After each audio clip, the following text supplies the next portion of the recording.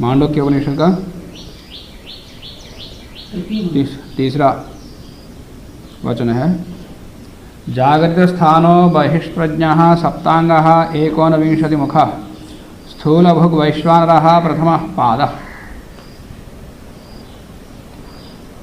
कोई व्यक्ति कुछ कार्य कर रहा हो तो उसे कुछ क्रियाएं दिखाई देती हैं। कुछ वस्तु बनाई गई तो उसका निर्माता दिखाई देता, पता लगता है। पता ना हो तो भी इसको बनाने वाला कोई है ऐसा अनुमान होता।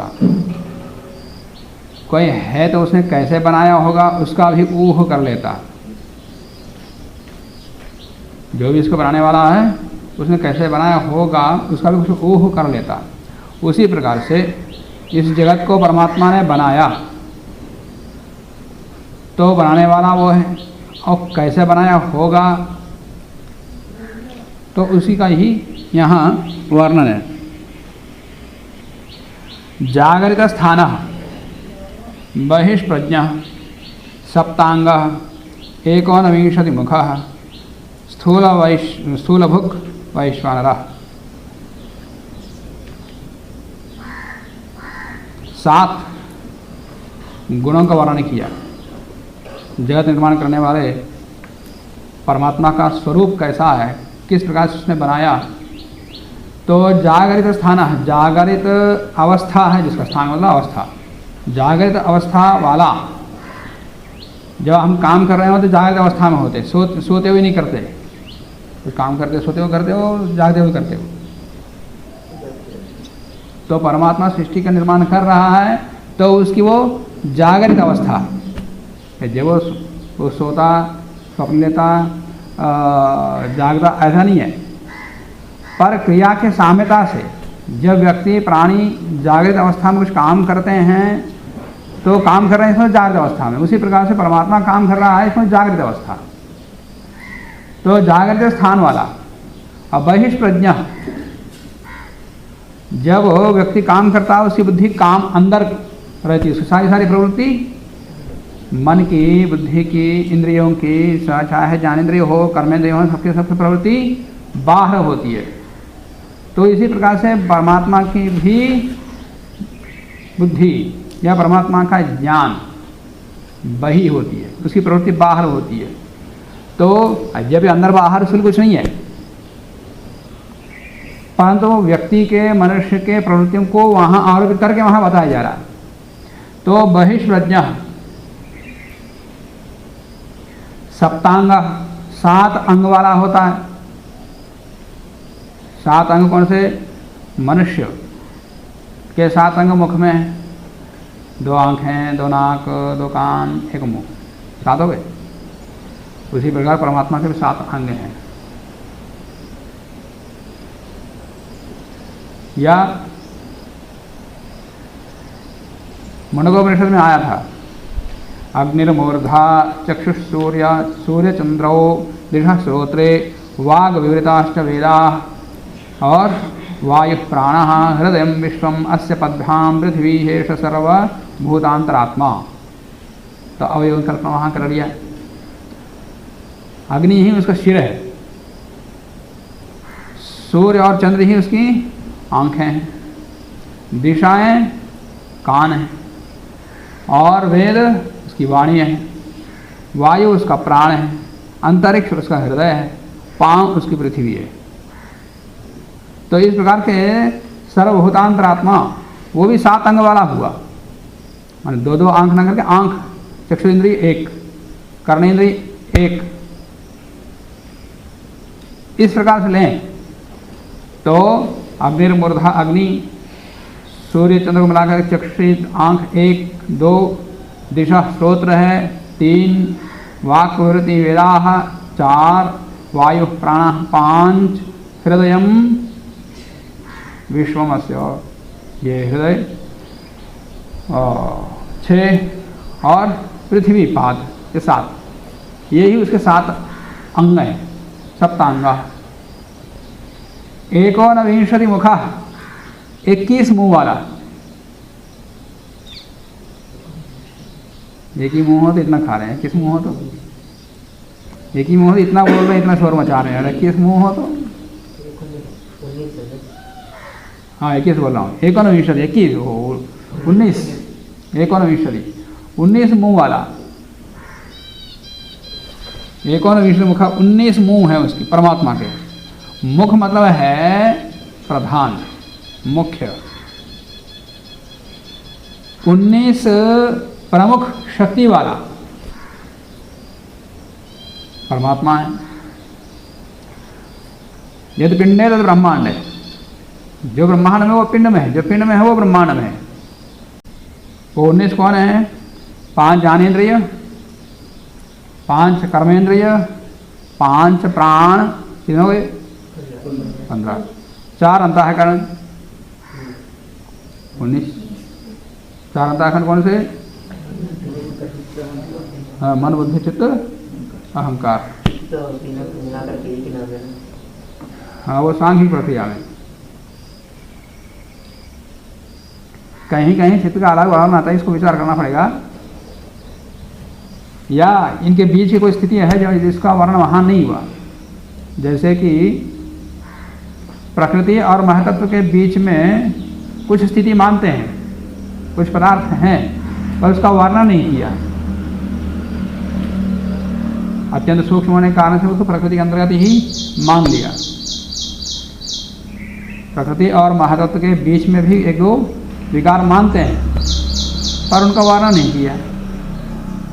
हो सकता है ये भी एक अलग है, पर उसका विभाग को बताना पड़ेगा, और उसमें कौन कौन से तत्व हैं ये बताना पड़ेगा। सांख्य की प्रक्रिया में वो चित्त अलग से अंतःकरण मानेंगे तो उसका तत्वों का वर्णन वहाँ नहीं, उसके अंदर क्या होगा और उसका गुण क्या होगा, स्वरूप क्या होगा, इसका वर्णन वहाँ नहीं है। यह इन्हीं के अंतर्गत है, कुछ यह मानना पड़ता। तो 4 अंतःकरण को मिला करके मन बुद्धि 19 हो गए। वही ये जिन तत्वों से बने हैं वो तत्व वहाँ पर परमात्मा के 19 मुख हैं। जब प्रकृति से पहला विकार कौन सा बना? महातत्व। वही महातत्व जब आत्मा या शरीर के अंदर आ जाता है तो उसको बुद्धि कहते हैं। है चीज दोनों एक ही। प्रकृति के अंतर्गत रहता है तो उसको महातत्व बोलते हैं, और शरीर के अंदर देखते हैं तो बुद्धि बोलते हैं। बुद्धि माने कहाँ है बुद्धि? ये बुद्धि नहीं है, बुद्धि उसमें रहती है। आंख मतलब ये बोलते हैं, ये आंख नहीं है, आंख इसके अंदर रहती है। ये कान नहीं है, इसके अंदर कान रहता। ये तो इंद्रिय रहने के स्थान है। ऐसे ही बुद्धि का रहने का स्थान मस्तिष्क है, मस्तिष्क बुद्धि नहीं है। आगे तो एक और मुखा स्थूल भुक, स्थूल जगत का पालक है, स्थूल भूत का रक्षक है। और वैश्वानर सभी विश्व का, सभी प्राणियों का नेता है, नायक है। विशेषामरः वैश्वानर संपूर्ण विश्व का नायक है, पति है, ऐसा वैश्वानर।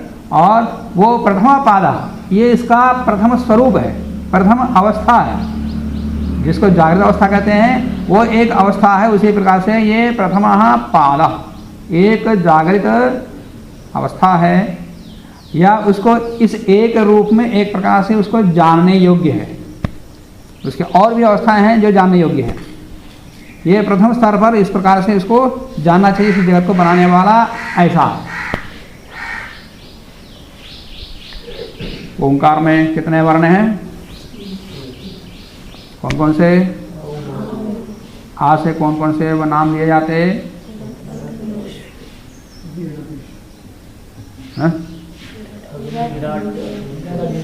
अग्नि, विराट, वैश्वानर। ये वैश्वानर आ गया। आगे विश्व रूप से आरण आएगा कि आकार से कौन कौन से नाम लिया आता, और कहीं वर्ण नहीं है। आकार से 3 वर्ण लेना, 3 नाम लेना, उकार से नाम लेना और मकार से नाम लेना, केवल मांडुक्य उपनिषद में, क्योंकि यह है ओंकार उपनिषद। इसे साधारण से ध्यान देना, आगे फिर बताऊंगा।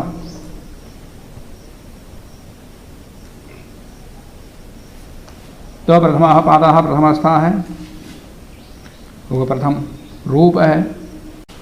और आगे स्वप्नस्थानो अंतः प्रज्ञा सप्तांगः एकोनविंशति मुखः प्राविविक्त भुक् तैजसः द्वितीयः पादः। स्वप्नस्थानो अंतः, स्वप्नस्थान, ये स्वप्नस्थान वाला है, माने स्वप्नावस्था है। स्वप्नावस्था में हम क्या करते, सोते भी नहीं है तो जागते भी नहीं है, बीच की अवस्था है वो, कुछ ना कुछ चलता रहता अंदर, पर बाहर कुछ नहीं दिखता। तो जब जगत बनाने से पहले की जो तैयारी चल रही होती है वो परमात्मा की स्वप्नावस्था है। ना तो वो प्रलयावस्था है, ना इधर जगदावस्था है, बीच की स्थिति, उसको सृष्टि का निर्माण करने से पहले की जो स्थिति है वो उनके लिए स्वप्नावस्था। वो दिखता भी नहीं उसको क्रिया, और चल रहा होता कुछ, तो इसलिए वो स्वप्न स्थान है, परमात्मा का स्वप्न स्थान है, स्वप्नावस्था है। और उस समय वो अंतः प्रज्ञ होता, बहि प्रज्ञ नहीं होता। वो जब आदमी स्वप्न ले रहा होता है वो उसका ज्ञान खा रहा, पी रहा, चल रहा, कूद रहा, लड़ाई कर रहा है, घूम रहा है, जो कर रहा है वो अंदर अंदर अकेला कर रहा है, किसी को बाहर कुछ पता नहीं लगता। कुछ ज़्यादा ही हो जाता है तो फिर बाहर को कुछ पता लगता है, चिल्लाता है, कभी कभी जहर होता है, या हाथ में मारता है, कभी किसी को थप्पड़ मारता है बगल वाले को स्वप्न में। वहाँ किसी से लड़ाई कर रहा होता है, यहाँ बगल वाले को मार देते। तो स्वप्न स्थान हो अंतः प्रज्ञा। एक बार किसी ने मुझे बोला कि इसने मुझे स्वप्न मारा, तो अगले दिन आप स्वप्न ले ला, लाठी लेके भैंस को मार देना स्वप्न में तो बगल वाले को मारना हो जाएगा, और लेने से भी आता। तो स्वप्न अंतः प्रज्ञा, परमात्मा भी उस समय अंतः प्रज्ञा वाला होता है। और सप्तांग, जैसे पहले तो 7 अंग बताया, उसी प्रकार का जैसे जागृत अवस्था में 7 अंग है, वैसे स्वप्नावस्था में 7 अंग काम करते। तो वैसे परमात्मा के 7 अंग है। एकोनविंशति मुखा, 21 अवयव मुख वाला है। जैसे जागृत अवस्था में 21 मुख वाला है, वैसे ही स्वप्नावस्था में भी 21 शक्ति वाला होता है परमात्मा। प्राविविक्त भुक्, पहले स्थूल भुक् था, अब वो प्राविविक्त भुक् है, विवेचनीय पदार्थों का पालक है। मतलब स्थूल, पहले स्थूल था, अब सूक्ष्म है, सूक्ष्म जगत का रक्षक है, सूक्ष्म जगत का पालक है। पहले स्थूल जगत का पालक था, रक्षक था, अब सूक्ष्म जगत का, जहाँ क्रिया अभी स्पष्ट दिखाई नहीं देती है, प्रकट नहीं होता, ऐसे सूक्ष्म जगत का रक्षक है। तेजसा, वो कार्य का नाम है तेजस है ना,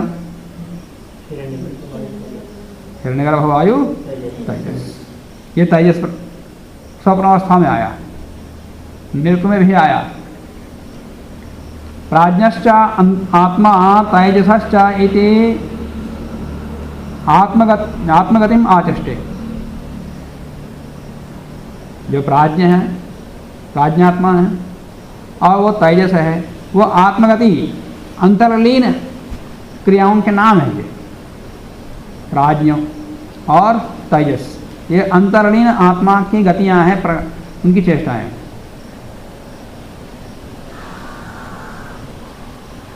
और वो द्वितीय पाद, इसका ये दूसरा स्वरूप है, दूसरी अवस्था है, दूसरे रूप में जानने योग्य है। इस प्रकार से जैसे जीवात्मा जागृत अवस्था में जानने योग्य है, इस प्रकार की एक, और दूसरी अवस्था में स्वप्नावस्था में भी जाना जाता है, इसकी ये भी एक अवस्था है। वैसे परमात्मा की एक अवस्था दूसरी, और वो भी एक जानने योग्य स्थिति है। आगे तीसरी अवस्था बताएंगे। फलम।